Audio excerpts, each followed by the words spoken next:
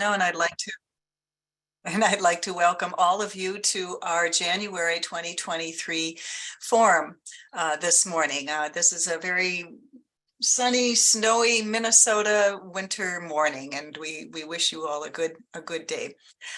We would like to thank our sponsors, first of all, for this event, Northfielders for Justice in Palestine, Israel, and Women Against Military Madness. We greatly appreciate all of these organizations and others in their support of Middle East Peace Now monthly forums. Please consider supporting them by attending their events as well. And now Ruby Joy will share a few housekeeping items about the webinar. Ruby? Thank you very much, Janet. My name is Ruby. Thank you very much for joining us today, and thank you to Jehad as well and all of his family. We just request that all our participants for our forum today remain muted for the duration of our event, and you may submit your questions using the Q&A feature of Zoom, which you'll find in that menu there at the bottom. Please use the chat feature for any administrative questions or technical issues, and we'll do our best to assist you. And as always, please remain respectful in the chat and Q&A. We are also monitoring our MEPN email if you need to shoot us an email, and our survey is in the webinar chat as well. And this is very helpful to Middle East Peace Now as we continue to complete this programming and find speakers for these Saturday forums. Within the week, this event will be available on our MEPN YouTube channel, which you will also find in our emails to our subscribers, and I'll put that link in the chat as well if you're not on our email newsletters. And I believe that's all of our housekeeping. I'm going to turn it back to Janet.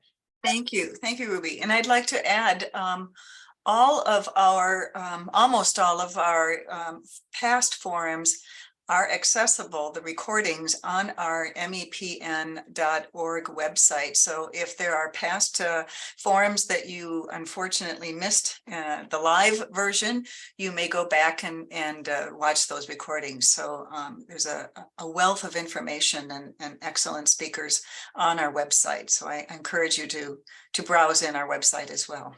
And now to introduce our guest speaker, Jehad Alaa AlGhandour.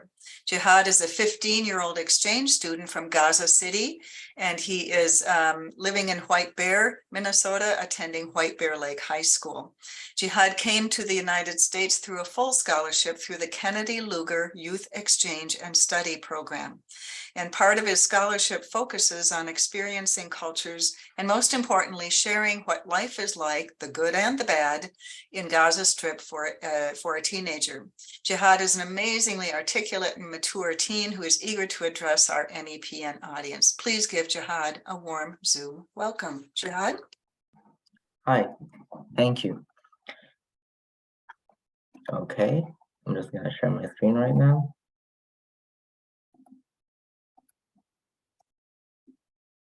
All right.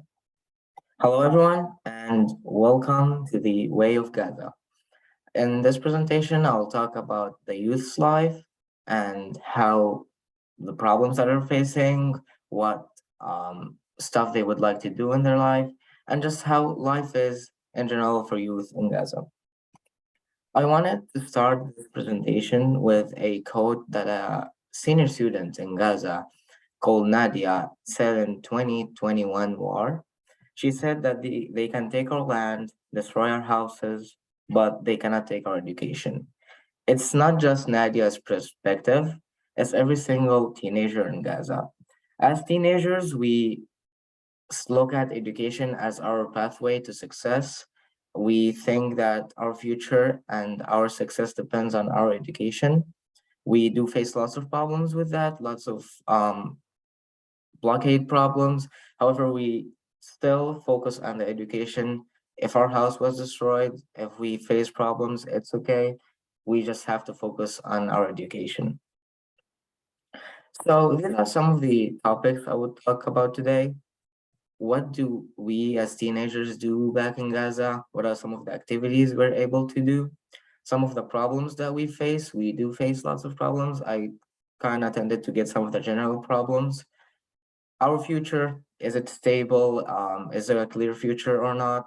And I will add some of my personal experience stuff with Gaza's life. I also will add lots of personal experience in all of these topics. Starting with our first topic, what do teenagers do? So in Gaza, there's not much stuff to do. However, there are three general stuff that each teenager would do throughout his month, his life in Gaza. So as you know, in Gaza, the place that most people would go to is the sea, and teenagers would go there, but not usually. Especially after 2018, there were some teenagers who were sitting on a coffee shop on the beach watching the World Cup, which is a soccer competition and it's pretty popular back home. They got bombed randomly. And so after that, teenagers like us kind of limited going to the beach because we feel like it's more scary there and it's just you might get bombed randomly. However, we still love going there because it's one of the only places that we can go and see nature. However, with the problems that we face, we used to have a filtering for sewage, but with the economy falling and with all the problems, it got turned down. So most of our sewage goes unfortunately into the sea. And it's not just our sewage, Israel does dump some of their sewage in our beach. So sometimes our sea is you can't swim there. And it even removed one of our only nature places that we can go and enjoy. Moving on to one of the most common things that a teenager would go in and do in Gaza, whether it is a 12-year-old or a 25. It's video games. It's a pretty popular thing because it's as teenagers we don't see the world, we can't see the world, we can't go out, look at the countries, see the different places. So video games would take us there. We would see big cities like Los Angeles. We would see cars. We would see a hint of how life is there. We know obviously that life isn't like video games and it's not exactly how it's there, but we still know that, yes, this is like a little bit of how cities and skyscrapers are outside of Gaza. So it's a pretty common thing, but as you know, video games have negative effects. And I personally did have a negative effect. Around 2017, I got diagnosed with mild epilepsy. The reason for that was stress, video games, and other factors that led to that. But video games was a big reason that led to this. But what could I do? I would transfer the stress into video games, and like there's nothing else I would transfer it into. Well, and that just kept making it as a problem for me.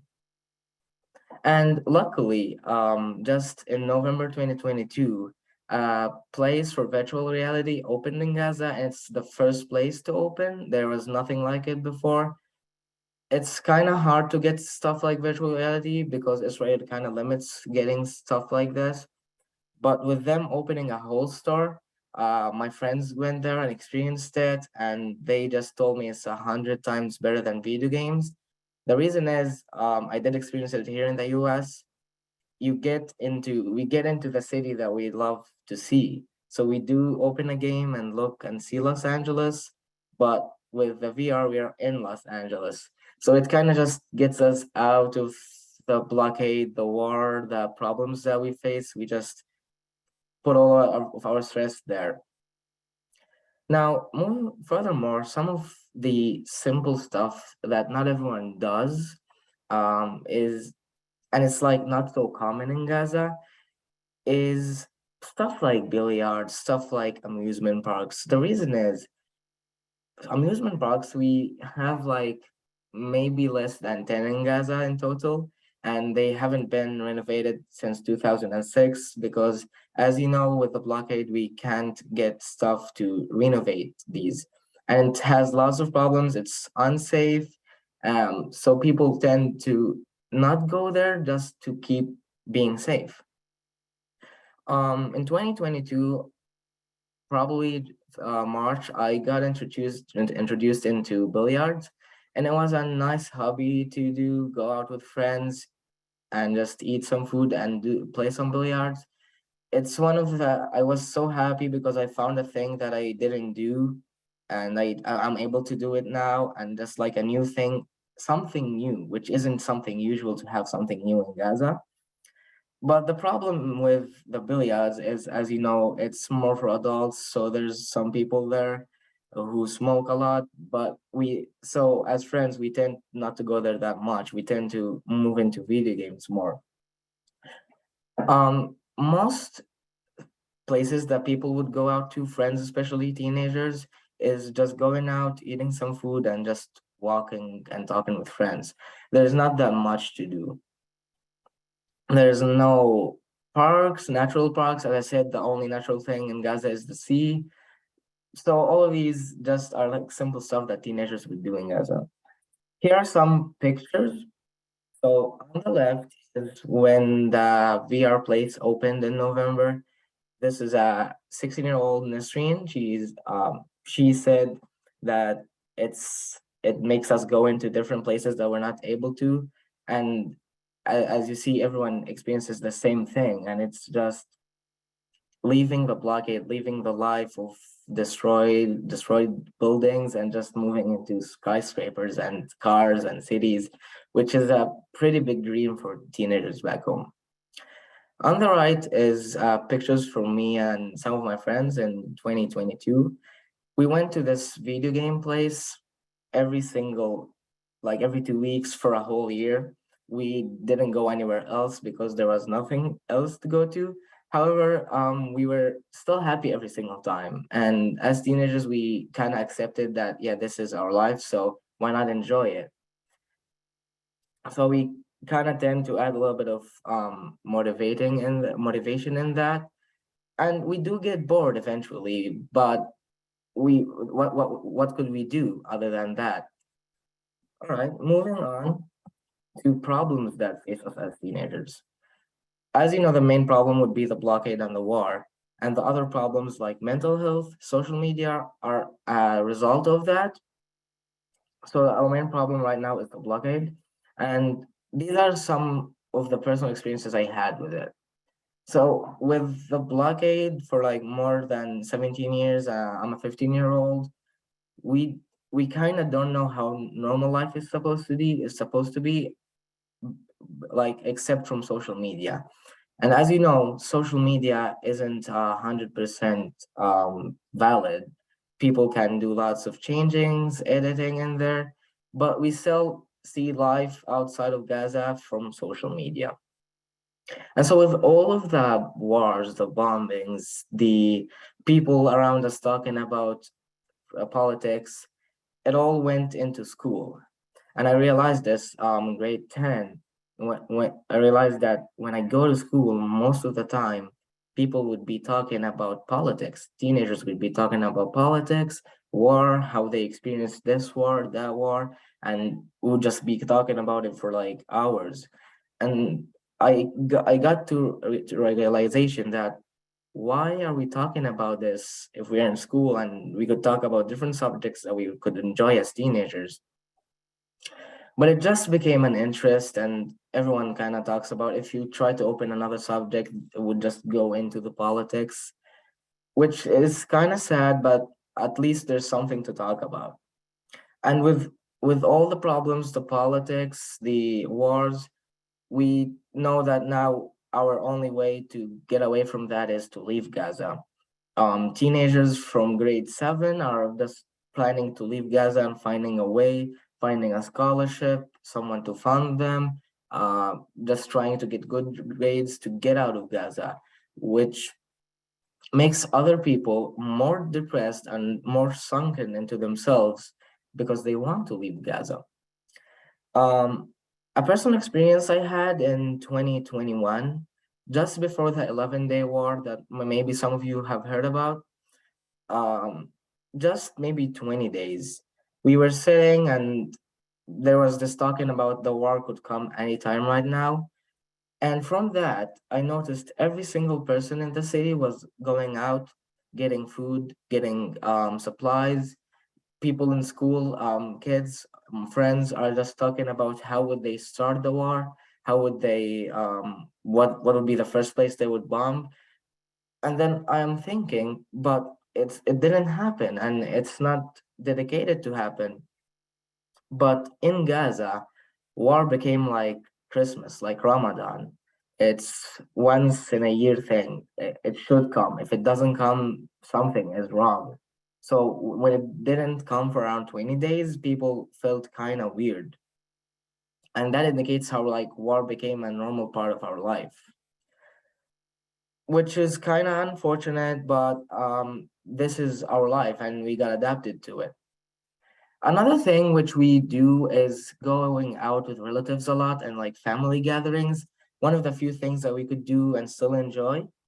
And going out with family gatherings, me and my cousins, if we are not sitting and talking and playing something, we might be sitting with the adults, our dads, our moms, and they would be talking about problems that face us in Gaza. They would be talking about the wars, they would be talking about unemployments and how this 20-year-old lost his job and can't now live, how this guy is just graduated and can't find a job.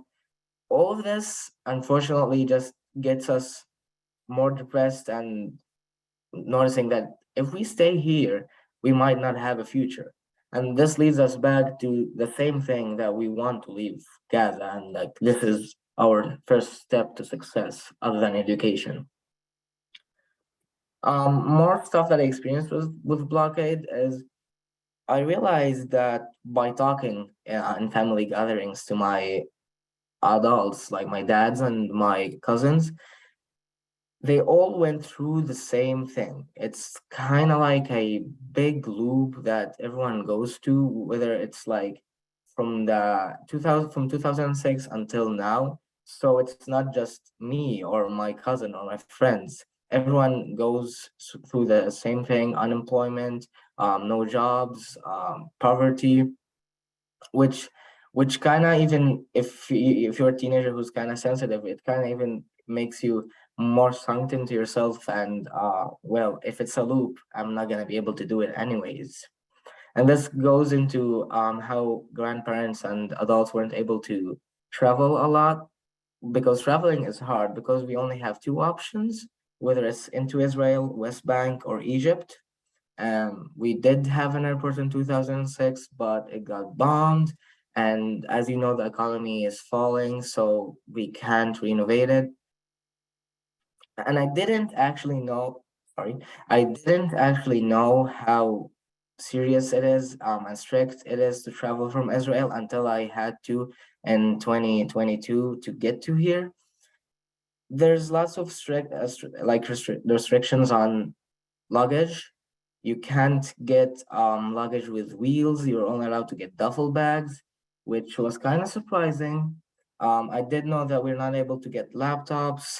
But I didn't know that you can get a phone charger or a power bank to charge your phone. You can just go with your phone only. And more specific stuff that they just put to make you feel more in blockade, and like you're more conquered, not living your life. You're not free actually, which is like not being allowed to get more than two pairs of shoes, one in your bag and one in your legs. More stuff like you can't get wood, like wooden designs or something like that. And stuff like this made it just harder for us. Instead of being able to travel from Gaza to Germany to the US, I had to go from Gaza to Israel, then to Jordan, then to Germany, then to the US, which I didn't expect, but it took me around a week to finally get to the US, which lots of friends here told me that this is a big time to get here. It shouldn't take that long. Moving on to when I came to the US, I did notice lots of different stuff, talking to friends, talking to what they do in their life. I realized that, well, yeah, we didn't have a childhood back home. We didn't have all these opportunities to do stuff. My friends were just surprised that I never went bowling, that I've never went water tubing. They said, "Well, do you have a sea?" Well, but we don't have the economy to do stuff like this. I've never played laser tag or touched a Nerf gun, which they think is something basic. And this made me realize that, well, if this is something basic for the world and we can't have it, this means that we actually didn't have a childhood, and we are occupied in a bad way. So my friends were just so surprised, and I was also surprised. It just gets more, it got me a little bit depressed that time. I did get over that. But with all of these problems and as well restricting to get stuff for entertainment like this, it just removes the like the joy of life, and it just gives you mental issues from a young age. Moving on to mental health and social media, which I believe they're associated. For mental health, kids like teenagers who've been living 15, 16 years of their lives, maybe 20 years of their lives under the war, under the occupation. You're sitting in your home, you don't know, at any moment you might die. All of this led to just them losing hope and just being depressed. Although, yes, we want to be successful and get education, but with all of this, it just kind of like shuts it all down, and there's nothing we could do. I mean, when you think about war and look at like the history of wars, it would be through conflicts, through economy, through problems between countries, and it would take a while to get into that. But in Gaza, it's different. It's kind of like a surprise, and I did have a personal experience with that in 2022, just 3 days before I actually traveled to the US. We were sitting with my family talking about how it might be my last week with them before I go to the US, and how it's just surprising that it's just 1 week. We're sitting watching TV and talking, and then a moment we hear a bombing. There was no single indicator that there would be a bombing or they're planning to do something. They just did it, and they started a 2-day war. And I was so scared because if the war continued, I might have not being able to come here, which made me more actually scared and depressed from that. Another example is actually from my friend. He told me about it.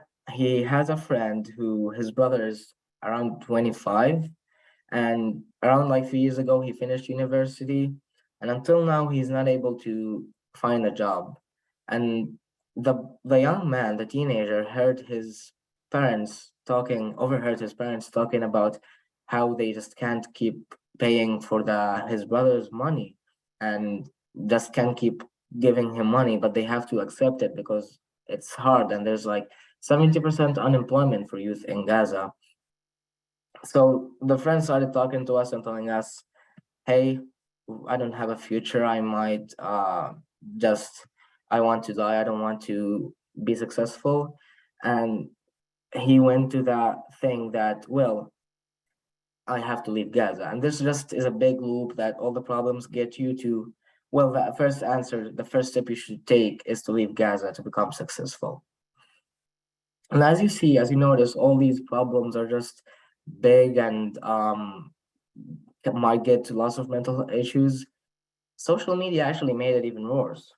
Now, with not much to do, and now with social media, you can sit on your phone for hours in your room and just keep looking at people traveling, people showing you nature, showing you stuff that you're not able to do in Gaza.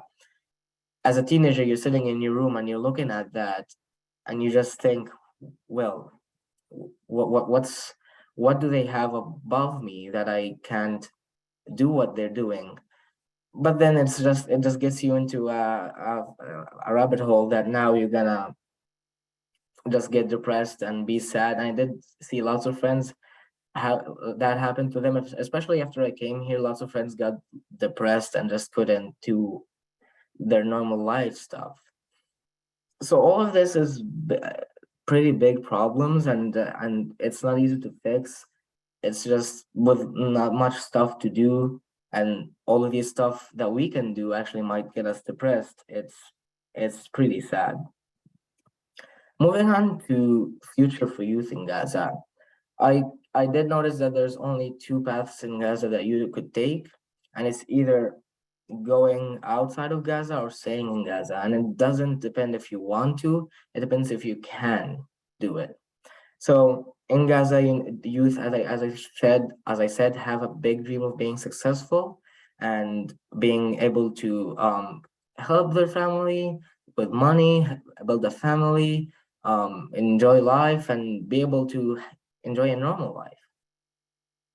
But when you don't have the option to leave, and you don't have the money to leave, you didn't find a scholarship to leave, lots of teenagers between 20 and 25 left Gaza through illegal immigration, and it's not because they want to leave, it's because they can't find a job. As I said, lots of teenagers can't find a job, and they're just getting more depressed and more sunk into themselves that I'm a failure, I can't do this, so I have to go through illegal immigration and find my life there. And as you know, illegal immigration, most of them die, which made other people from back home more depressed about, well, even if we find another way that's even illegal, we won't be able to continue through life. The other path, and it's if you don't have the money or the scholarship or the luck to go out of Gaza, you could study in a university, but through your years in university, you're gonna keep thinking about how you're not going to have a future after that, how you're gonna be unemployed like the other 80%.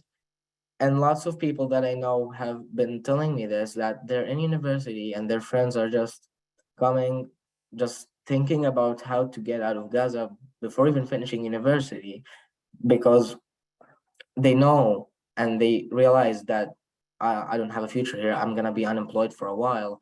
And even if I get employed, I'm not gonna get that much. Because as you know, doctors who are usually high paid people, in Gaza don't get more than $500, and $500 is pretty high. Most of them get around 300. So with all of this, youth would lose hope and just, yeah, if I'm not able to travel and I can't find a job, what should I do with my life? Moving on to some of the personal experience I had with war. I did have lots of experiences, and as always, the main thing is the blockade that leads to all the problems. Whether it's war, it's my future, it's the main thing that could affect and change all your life in one single minute. If the blockade, maybe if they open the border and get some stuff in, maybe get petrol in, we will have better electricity, we'll have better medicine. If they close it, if Israel closes it, we won't have better medicine and our life will just keep falling down. Now, before moving on into some personal stuff that I have, I just wanted to tell you that I am sorry that all of them are kind of depressing. It kind of shows you that life in Gaza is bad and you can't live there, but it's not actually. We believe that having our family there, it makes everything better, whether it's good or bad, going through wars or going through graduation and entertainment. It makes life there 100% better, and we would never regret being born there. It's just that's us and that's who we are, and we have to adapt to it. So there is no problem being from Gaza if you still have your family there. Our first experience with Blockhead, I had lots of bad experiences, but I believe these two are the main things that I will never forget my whole life. Around grade 7, grade 8, I saw some of my friends struggling with poverty and problems with their parents and had to drop off of school and go into another school that doesn't need lots of money. Um, and I realized that I am lucky to have the education that I have, and I'm one of the only people one of the 20% who can get some good study in Gaza and can try to find scholarships. I am, well, my scholarship that I traveled here to, unfortunately, only 19 people were taken from probably more than 500 who applied. And so, with 80% of people facing poverty, there is no middle class in Gaza, just a small portion of people. And the middle class is usually not even in good or having like all life necessities. But I'm so fortunate to be in the middle class, to be able to get some of the education and to be able to be here talking about how life in Gaza is. The other thing is my grandma's death in 2022, last May. My grandma had some problems, and as she's getting older, but she got a heart problem and she needed to fix it. But it can't be done in Gaza because Israel restricts getting lots of medicine facilities, and so we can't do the surgery except we have to go to the West Bank. But she wasn't able to get a permit to get there, and so all of this, just with other problems, unfortunately led to her death, which struck me for hard because it was during finals and I was on my education. It was all hard, the hardest day and probably the hardest month of my life. Moving on to experiences with war, this memory, I've told it to every single person that I know that asked about it. It was in the 2014 55 Days War. I was just 7 years old. And so me and my mom, we and my sister and mother were only like 1 years old and 2 years old. We went back to our home, which is this one right here, the house in front of the bombed house.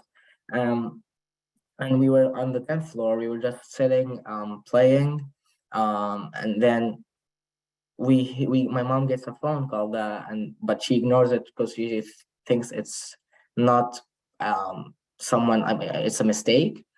She gets it again, and she replies, and we now understand that the house is going to get bombed, and it's pretty close to us. It's less than 20 yards from our house. Um, but we weren't able to leave because it might happen in any moment. We just stayed down there. My cousin was with me when they bombed it. I remember seeing the missile on the lower right side.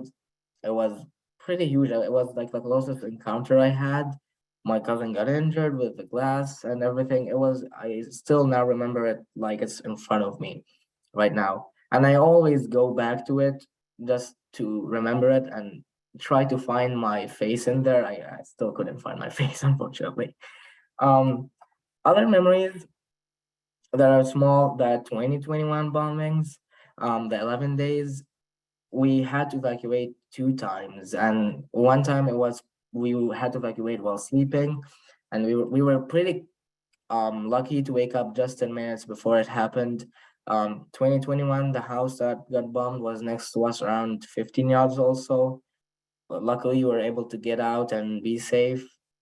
2022, which was, as I said, 5 days before I traveled, the memory that I remember from that one is it was kind of like the last bombing that they were supposed to do.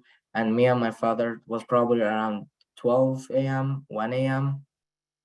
We were sitting in the balcony and looking at, there were like bombings far away from us, but we could still see them because it was night.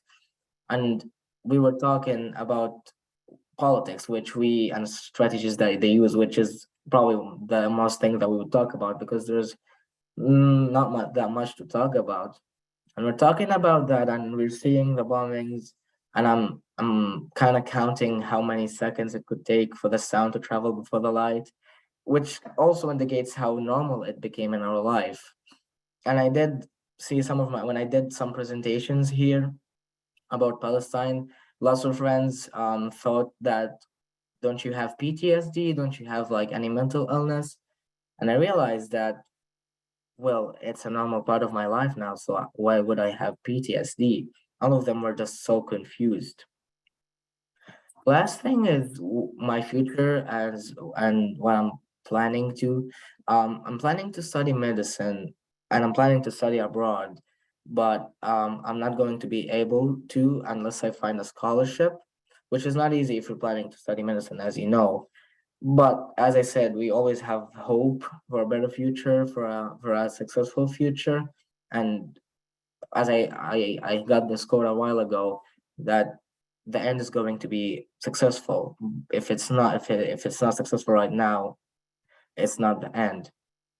One more thing I would like to talk about is thanking the programs, the scholarships that are funded for kids like us, like the KLES scholarship, AFS, which works with the Kennedy-Lugar scholarship. They were able to give us some hope. But as I said, not everyone, because this scholarship, more than 500 apply, only between 15 and 19 people are able to travel. And so it does give some hope for a few people, and might like make some people lose hope because they weren't able to get it. In the end, we wish as youth always that Palestine, our country, becomes like any normal country. It just becomes a country where you could live in, study in, work in, build your family there.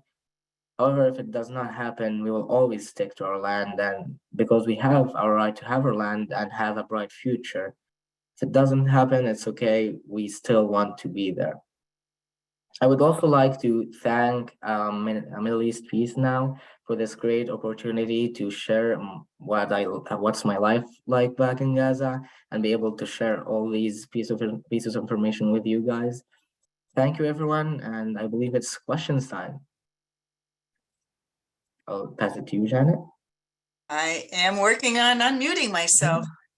Shukran, Jihad. I don't know if I should cry or be happy, to be perfectly honest. Okay. I think the fact that we are watching you with a smile on your face, you and your fellow buddies in Gaza have obviously figured out a way to shape a life around chaos. And maybe call it a bubble. You might have a bubble around yourself that protects you from some of the most devastating, constant events that are intruding on your lives every day. And I don't know if those of us here living in the comforts of our nation could deal with it in the same noble way. So I applaud you. Are there questions from the audience? Ruby, have you seen? Let's see. I see one in the Q&A. Yeah, at the moment. Okay, I see one from Carol. Could you repeat what you said a moment ago about the end? I'm not sure what. I think maybe you were just referring to the end of your presentation, or? Oh, I was referring, I believe if that's what he is addressing, is when I was talking about how we as youth would keep trying and wish that our country become like other countries, like living a normal life, like that's what we wish for. And in our country, not having to travel abroad and try to find a life abroad. We just want to have a life home where it feels like home. And as I said also, if it doesn't happen, and we're not able to achieve it, we will still stick to our land and still believe and have hope for the future. Hopefully that's what he had wanted. Yeah. I also want to give you my deepest condolences for the loss of your grandmother. Thank you. Thank you. Absolutely. Let's see here. Yes, it looks like there's, what is one phrase or quote you want those watching to keep in mind each day, or that you keep in mind that gives you hope for your own future? This is from Eleanor. This quote, I actually got it from a movie, and I just realized that it actually puts all my life together and just always gives me hope to go on and work for the future. I have probably said that in the presentation, and the quote is that the end is going to be bright, it's going to be successful. If it's not successful right now, it's not the end. So it should be successful. The end will always be successful and happy. So what I'm hearing from you is that you envision an end that is different from what the present is, and that is Exactly. what gives you hope. Exactly. And if it's not if it's not if it's not the end, if it's not a happy end, it's still not the end. That's what I would believe. Okay. I have a question. Oh, there's another one that comes up before mine. Catherine is asking, are you able to go to the mosque? And I think she means here, clearly. Oh, so I did look up on Google Maps. I did find some mosques. For in Islam, you can pray at home if you're not able to go to a mosque. I will also go, and maybe in Ramadan, maybe in Eid, to the mosque to see how it's, maybe it's, if it's the same or different from how it is back home in mosques. I believe that answers So the you have question. not yet been, is that what I'm hearing? No, I've been to like a small mosque, but I didn't go there for a long time. I just went there and looked, and how it is inside. I didn't go there and You pray. didn't worship, go to pray. Okay, got it, got it. I have a question. And in a little bit, we're going to introduce your host family as well. You did sort of answer this. When as you chat about this or give a presentation to fellow teenagers here at White Bear Lake and elsewhere, how do they respond to what they're hearing you say? I mean, they Yeah, must be, it how was can it they was identify with any of this? yeah, it was kind of funny how they answered. I was talking about, I didn't address the war and the problems that we face, and I just addressed one slide about it. I tried to get the bright side of Palestine. And when I got to the slide where there's war and stuff, I didn't talk that long about it. But all of them they were like, interrupted me while even talking that, are you okay? How are you alive right now? Like, how do you not have mental illness? How many, lots of them ask me, how many medicines do you take for mental illness? Because they thought I have lots of the disorders like PTSD and stuff like that.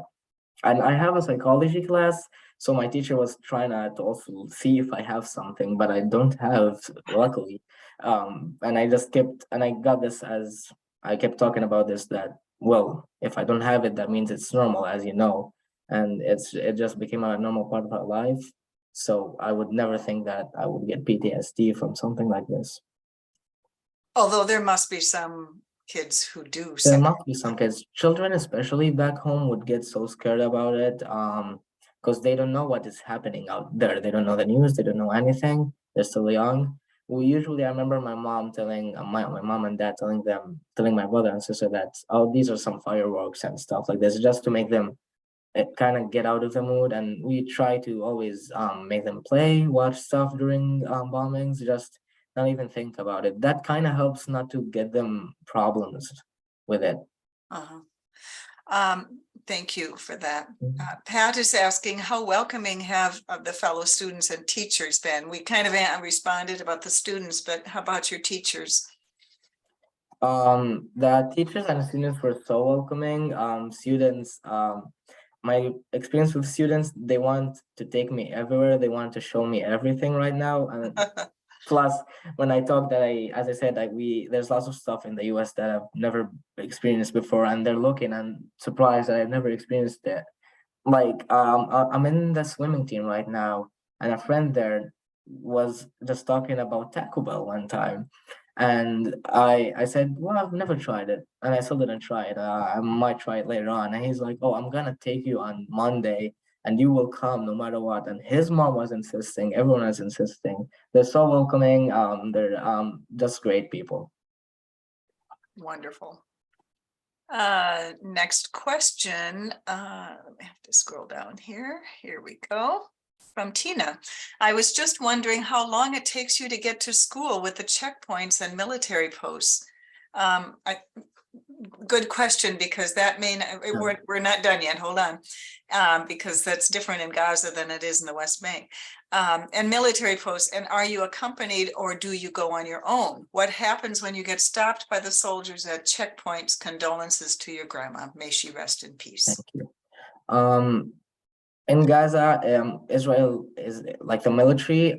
They're not physically there. They just monitor Gaza by drones and by planes, so they don't get into Gaza like the West Bank. However, I do have friends from West Bank, and I talk to them, and they tell me how it's with, the wall that's there, and how they kind of need to walk maybe 2 hours to get to school and might not be able to get to school. There is harassment, there's sexual abuse, there is different stuff that happens on the checkpoints. That's actually, I don't have lots of knowledge in that because I never experienced that, but that's what they friends from West Bank tell me, and what I would see on the news sometimes. How far is your school from your home? Back in Gaza? Yeah. It's not that far, maybe 10 miles. However, in Gaza, it's 10 miles? That's not far. that's not that far. So Yeah. how do you get to school? In Gaza, it's not popular to have buses for some reason.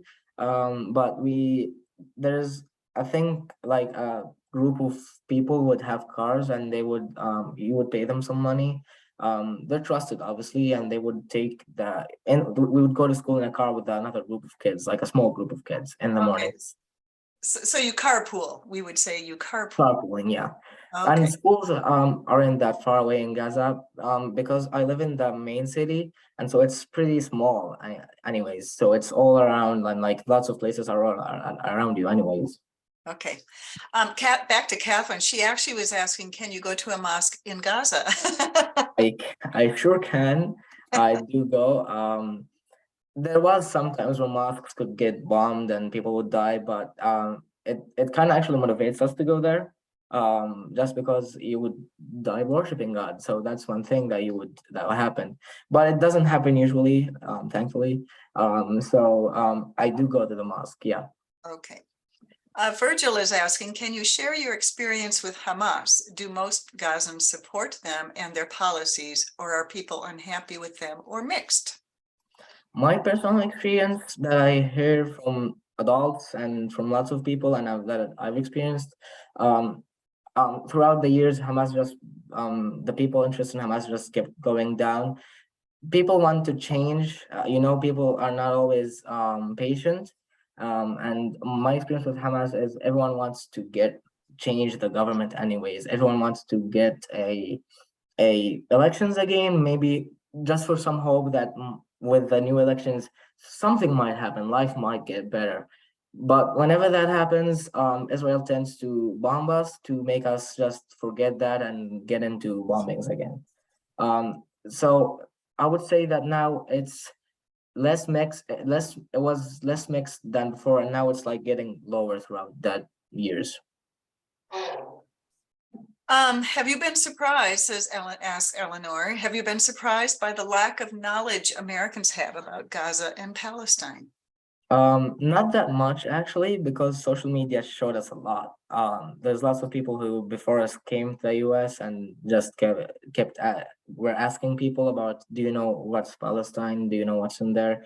Ask them about, I was surprised a little bit, like how some of them believe that hummus is a Mexican food or something like that. And I was like, I was trying to just keep proving to them, no, that's not. And there's lots of people who don't know a lot, especially wars. I believe it's kind of a policy not to talk about wars a lot. So so they might know Palestine, but they don't know that there's wars there. Most people who know Palestine might know it because of the Bible and Jesus. That would be the closest that they would get to knowing Palestine. And there's lots of, yeah. Go ahead. No, go ahead. And there's lots of people who actually know pretty good information about Palestine that I was surprised. Especially people who love history, they would know stuff about Palestine, and they kept asking me how's life there and wanted me to show them experiences with me. I always show them the 2014 bombing that I experienced. I always show people stuff like that, and they love to see it, and they're just sad and happy at the same time. Yeah. Okay. shoot, now I lost my train of thought. How about, how do Gazans, Palestinians that you know, like your parents, view the policies of the US and how, and what you've encountered in terms of the actual people of the US, the government versus the people? Are you seeing a difference in viewpoint? There's a huge difference between the government and the people. Usually, as you know, the government would be focusing on what would help the US, not what would help other people. But the people are just like so friendly and just so having a huge sympathy for us. And they just want I have a cluster coordinator for my scholarship, and he's just so obsessed with Palestine and just wants to help and make everyone know about Palestine, which I love. And he's telling me that, yeah, people are getting more knowledge in it right now, and everyone is kind of getting what actually happens. So there's a huge, yeah, there's a difference between the government and the people. I'd like you to speak to our legislators, please. Linda is asking, can you go to the West Bank? It's pretty hard to go to the West Bank.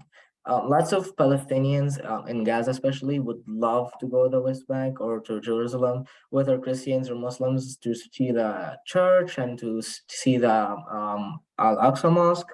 But it's hard. As I said, my aunt, she applied for a permit 2 years ago to go to Al-Aqsa Mosque just to pray for one day, like less than 5 hours, to pray and just go back. It took her 2 years to get like a response that she's accepted and she can go. Or you might also wait 2 years and you might not be accepted, and just you waited 2 years. I'm another experience with the permit. We were 19 when we got the scholarship. We were able to travel. Only 9 of us were able to travel because the other 10 didn't get a permit, and they had to maybe wait another month, and they had to get the US embassy to talk to Israel and just tell them to give them the permit. Also, the 9 that we traveled, we went to the border and got in there, but then two people got their permits removed on the way to the border. So it's pretty hard to go to the West Bank. Also, I can also add this, people who from the West Bank who go back to Gaza, they can easily go back to Gaza because Israel wants to get rid of them, but it's hard for them to get back to Gaza. So most West Banks, if you have relatives at West Bank, it's usually hard to see them. They make it hard, don't they? Yeah, my parents never been any place out of Gaza. I was lucky to get out just to get my visa because the US embassy isn't in Gaza. We have to go to Jerusalem. So I did see a little bit of life that back then. I will add that Jehad's mom and dad are on this webinar too. They're watching and listening. So we welcome you, mom and dad. Judy is asking, what triggers the bombing? What is the purpose of the bombings? Punishment? How does Israel gain from them? Main reason for bombings is to make their people happy. Now, as we know, government isn't the same as people. So lots of people from Israel, there's lots of them who are pro-Palestinians, but most of them are just don't know the whole truth. They don't know what actually happens, and they think that we also have like we bomb them, but it doesn't happen. So usually bombings happen when there's elections. So an election would happen in Israel and someone would win. A few weeks later, he would do a war. Main reason is to prove his election and just to get him in. And so right now, a far right government got elected. So there is a chance that a war might happen soon. So probably I would say that the main reason for wars is to prove elections and to prove for their people, the people who elected them, that he's going to be a good governor. A good leader, yeah. A good leader, exactly. I think I think all of these actions, and certainly bombing is the most drastic and devastating of them, is to just make sure you all know who's in charge. Yeah, that's definitely a thing. And I didn't also like they have lots of stuff to tell us that you know who is in charge. Electricity, sometimes so electricity is usually 8 hours a day, but sometimes it becomes 4 hours a day because they stop allowing us to get petrol into Gaza. Um, when I traveled for the first time, as I said in the presentation, why can't I get a charger for my phone? Why can't I get a laptop to get to the US? I need a laptop for my presentations, stuff for like to organize my stuff, but you just can't get it. And I also was planning to get some gifts for my host family, wooden stuff that are carved. You can't get wood through the border. It's just lots of weird rules to let you know, yeah, we're in charge. Yeah, it's a weird rule. It doesn't help affect us, but we're in charge. I bet we, some of us know several people, Palestinians, who sell olive wood right here in Minnesota, if you would like to give them some olive wood. All right, we're toward the end of the questions. I think it's a good opportunity right now to, Ruby, if you will turn on the video and audio of Lori and Alan Wenker, who are Jehad's host parents. And so we can greet them, and there might be some questions for them as well. So there they are. Welcome to our webinar. And before we, and you have a lovely Palestinian embroidered jacket on. Oh, yeah. And the scarf, of course. Do you want to say a few things? And then if there are any questions to you, we can Yeah, we'd love to. Yeah, so it's been such a fascinating journey. Years ago, our daughter Eleanor went to Spain from AFS. And so we sort of returned the favor by having a young woman from Japan come. And we really didn't intend to have another AFS student. But on a whim, one Friday morning, just a few days before Jehad even found out about us, an email came asking us to take Jehad, and the connection was that he wanted to be a physician, and I'm a nurse practitioner. And so Alan and I were both working from home, and I said, hey, should we take another AFS student? Is something, again, we weren't intending to do at all. And fast forward, within 1 week or about 10 days, Jehad was in our house. And so the whole story of how it serendipitously kind of came together was just amazing. And since the time he came in August 17th, we have just been profoundly happy that we made the decision to have him come. He's like one of our children. We have 2 daughters, 2 adult daughters, and now feel like we have a son.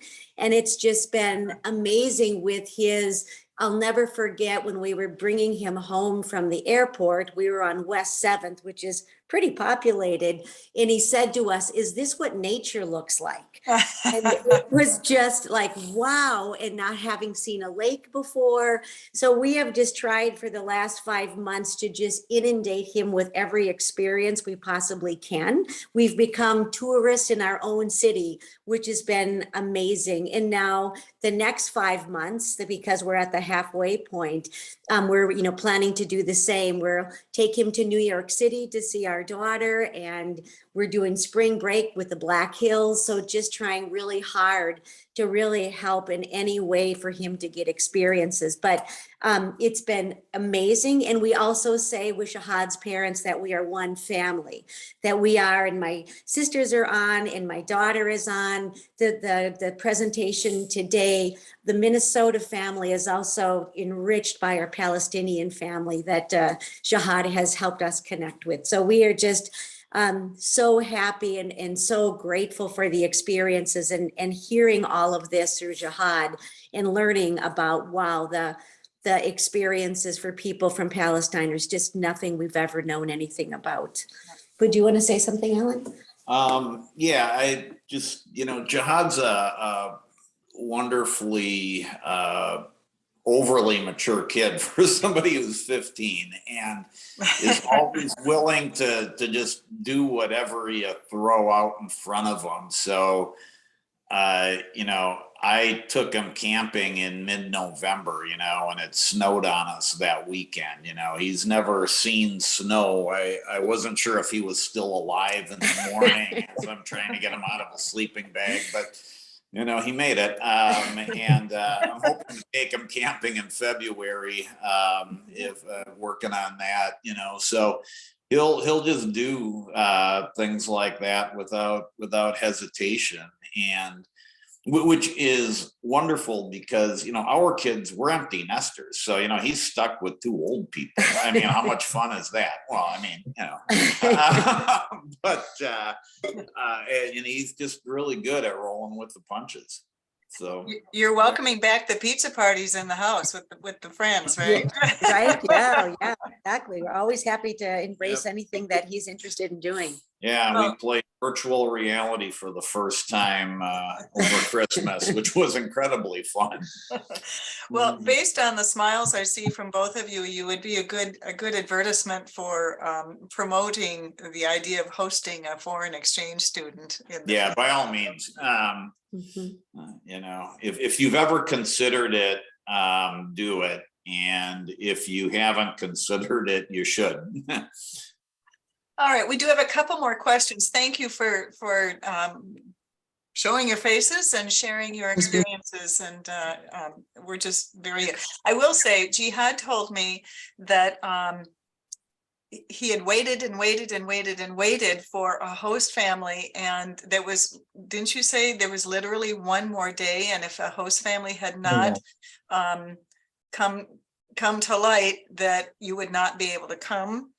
Exactly. So I started my journey in this scholarship in August 2021. And then throughout, I took tests and interviews, and then I got accepted as a finalist in March 2022. From March 2022, you have until August 8th to get a host family. It's all about if host family chooses you or not. And there was like huge problems with host families in the world, especially with COVID and other inflation. And most people would like to get people from Europe just because they're interested in people in Europe. So I got the email from them on August 8th, which was the deadline to get a host family. And it was just one day after the war ended. And I was just, before I went to bed, I was like, I don't want a host family.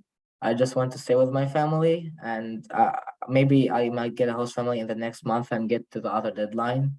But I got their email and it just and I got only 2 days to get my stuff ready and traveled on Thursday. So Monday I got the email, Thursday I traveled. Wonderful story. Shows that miracles still happen. Exactly. This is from Eleanor, your host sister. And she says, it has been so beautiful watching him grow and explore. He is so grounded and curious about everything around him. Jehad has taught me so much about our world and what inner strength looks like. I am so proud of him and feel so lucky to have him on our family. So back to the Q&A. Laura is asking, how old are your siblings now? Are you able to stay in touch with them easily while you are here?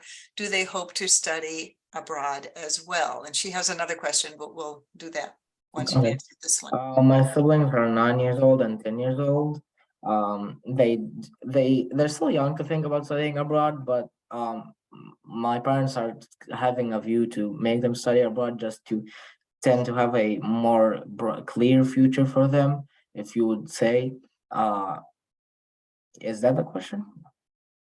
The other question? Yes. I'm sorry, how did I got a text right when you were answering. How old are your siblings? 9 years old and 10 years old. Thank you. Okay. Also, you say a doctor can earn maybe $500. Over what time period and who pays their salaries? So it's usually between 300 and 500 a month.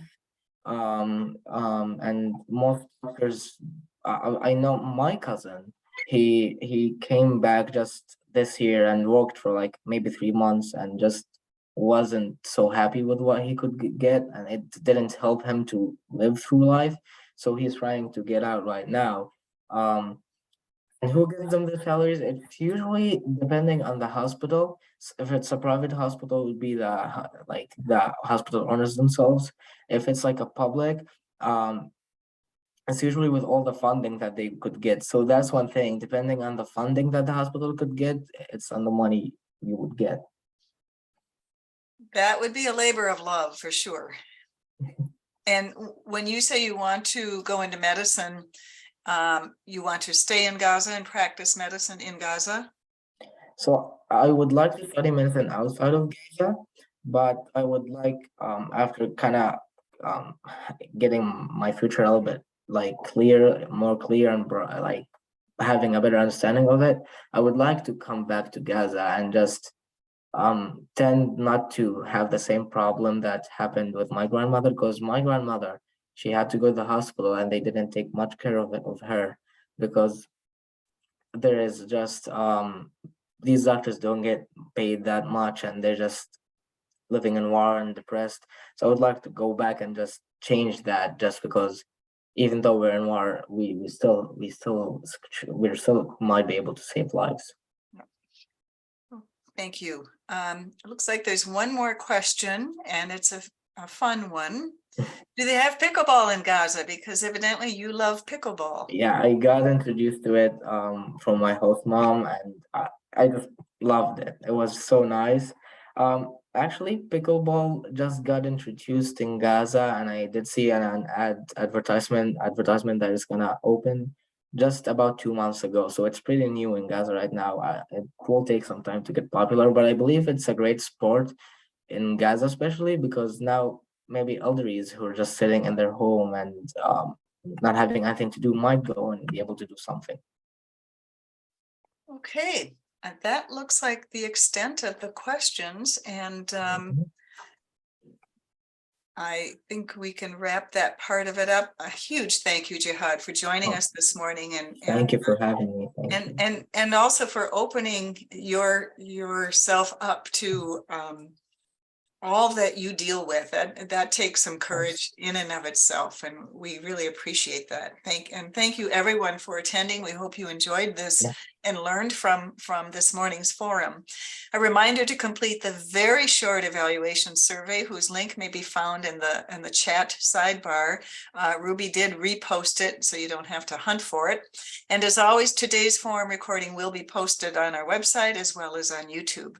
Please mark your calendars for February 25th for our next forum featuring educator and author Andy Clarno. He is Assistant Professor of Sociology and African American Studies and Interim Director of the Social Justice Institute at the University of Illinois at Chicago. His research examines racism, capitalism, colonialism, and empire in the early 21st century, and that will prove to be a very informative forum as well. And finally, if you are new to Middle East Peace Now forums and like what you see and hear, please consider becoming a member through donation. A link has been posted in the chat for you to give this way. Ruby, if you can just post the MiddleEastPeaceNow.org, MEPN.org. Here it comes. And she's doing that. We do online giving through givemn.org, or you may give directly by sending your check to MEPN, and that address is listed on the website. On behalf of the board, we thank you for your support, and we look forward to seeing you at future forums. Thus, this ends our forum. Again, our many thanks to Jehad and to Lori and Alan, and for all who participated as an audience. Thank you and have a great day. Thank you, everyone.